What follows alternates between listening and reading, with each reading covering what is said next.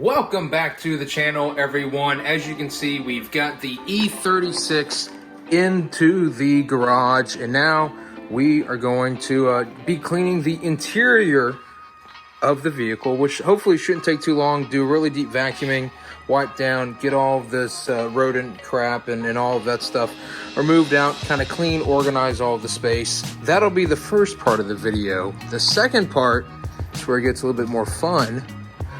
Obviously, this is going to come down real quick, but I am going to get as far as I can. I have to make a couple errands, and there's a meet tonight. As far as I can on getting this whole front assembly off the car so we can get this engine out. So our goal is to have it out within the next, let's say, 5 days, and we'll pull the whole assembly out. Hopefully we don't have to drop the subframe, but if we do, that'll be all right. And we can start kind of just doing stuff, getting motion going. So I'm gonna shut up and stop yapping, put you guys on a time lapse, and yeah, let's get this thing cleaned up and torn apart.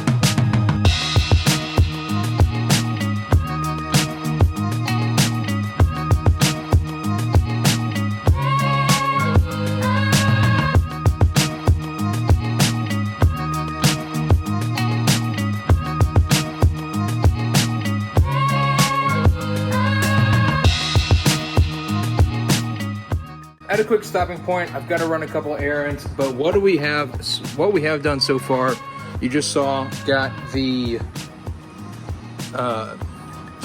engine hood cover thing, and lack of words right now, installed, or uninstalled I should say. And then a lot of progress made on the interior. Got some of this stuff cleaned up, cleared out, looking a lot better. And got the driver's seat out. Nice, nice, nice. And then, as you saw, big cleanup here in the trunk area. Get the rear vent, the battery out. So, lots of progress already made. Just cleaning the interior. As you can see, I'm incredibly sweaty. I gotta cool off real quick before I gotta drive and do some errands. But hopefully, we will be back later this evening. To take the front of the clip off. If not, we'll do it tomorrow. We are back from taking our errands, and we got a couple things along the way back. I went to Harbor Freight and picked up some 1/4 inch and a 1/2 inch impacts, some power strips, and a creeper, and some other things that we will inevitably need as we get through the process here. So right now, I've got about an hour or so before I've got to go to our meet tonight. And what I'm going to try and do is get the headlight assembly off, get this other kidney grill off, and assess the situation on getting this frame member taken off and doing stuff like that. So put you guys on another time lapse, and if anything exciting comes up, I'll make sure to tell you guys. But sit back, enjoy, and watch me sweat it out and take all this stuff off.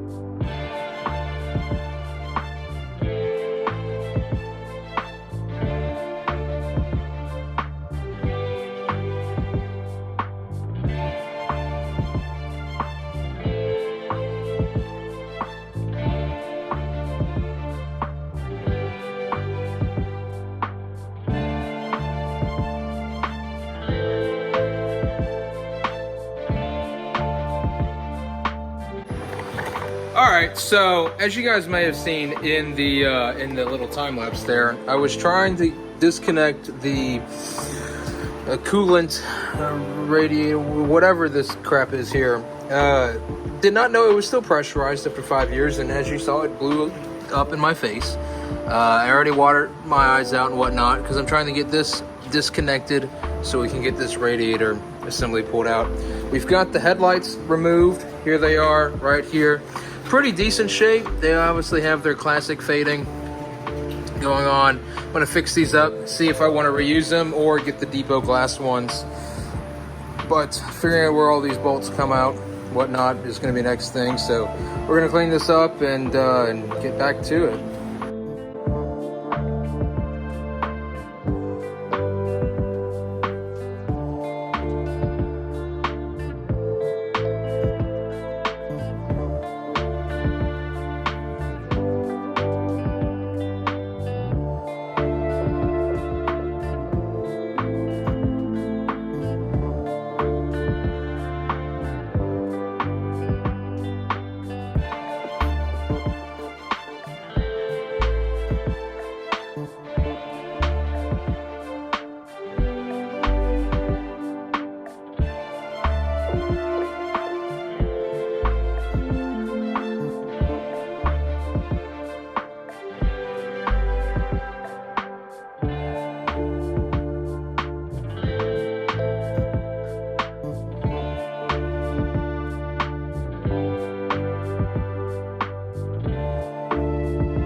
Got the bumper off, guys. Once we kind of got in there and started cleaning some stuff up and got some stuff out, it's really going pretty nicely. We've got the horns removed right here. We've got the wiring harness pretty well set aside.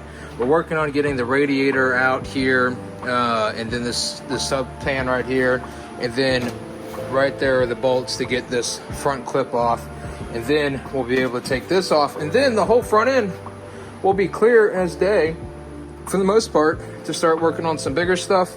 Now, you guys probably saw me over here working with this label maker and doing things. So what we're doing is marking every single bolt and bin with where they came from. So later we know exactly what we have inventory wise, location wise, they'll all be in here. So really, I have no idea. I just completely blanked out there. But bumper off, headlights off, coolant reservoir, washer fluid, whatever this was, pressure exploded in my face. We got a creeper. We got Ryan. Anti-coolant is what he's saying. And then we got the bumper here, which I did not know. So fun fact, I don't know where they went, but there are factory air ducts for the brakes on this car that I was legitimately surprised about.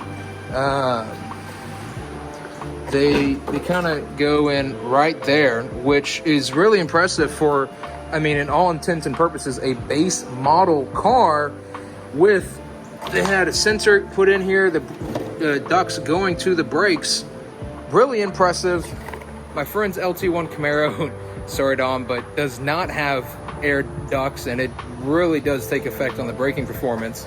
And that car has 450 horsepower. This car had like 138. So they intended it to be used as a sports car, which works really well because when we put the new bumper on, we've already got brake duct locations that will go into the ESS or the ECS 6-piston front kit. Hey, it is the next morning, or actually 2 mornings from when I was working on it Wednesday, so it's now Friday.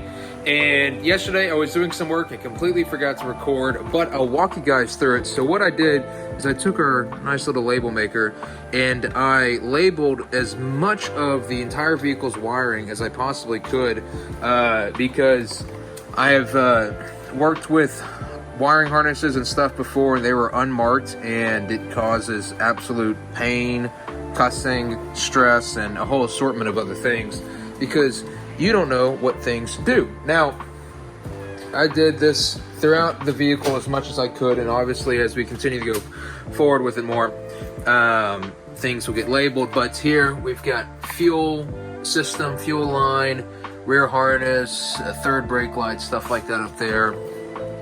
Came back. and labeled. Then back here, this is the rear tail light assembly, the CD changer, and some other things, main power line, and all assortment of stuff. So when the wiring gets removed from the vehicle, it's a lot easier to know what went to what and where everything needs to go. And it also looks clean, tidy, and it's more professionally done, which is what I, of course, want to go for here, which will make the assembly process much simpler. But today, we are going to get this front clip off. Now, there's only a couple bolts left. I think there's one on each side here, and there's some mystery tension in this section that I'm going to figure out and see if we can remove and go from there. So I'm just gonna throw you guys on the time lapse, and hopefully we can get this front thing out.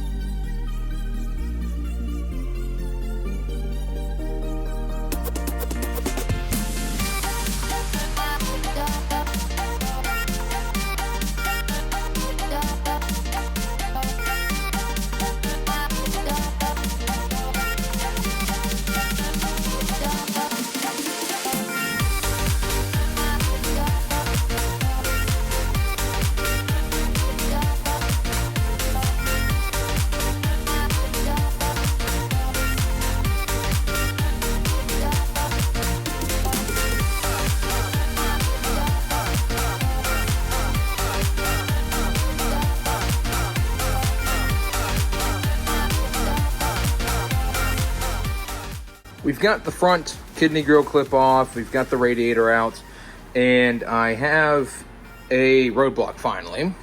I'm not quite sure how to take these off. I'm gonna do some research. Hopefully I can figure out how to get this off. It does appear to be tack welded in, so I'm not sure if I need to just break the welds and re-weld later, or just the bolts will be fine. There's a couple sources that I'm gonna check to see what that is the case. We've got our power steering leaking here that will get taken out shortly, but this gives us a better look into the engine. Some of my friends still think that this will run and drive. Me, I really don't have much interest in fixing it and getting it to running. I'd rather just clean it up and make it to where I can look at it every day, that being a coffee table. So lots of stuff to come off. The whole assembly will come out. Lots of oil and grease and buildup and all sorts of stuff here, and we can kind of get a nice little perspective of what's going on under there. I'm probably gonna roll under there and take a look in a second, but we've got the stuff out, the kidney grill, all sorts of good stuff.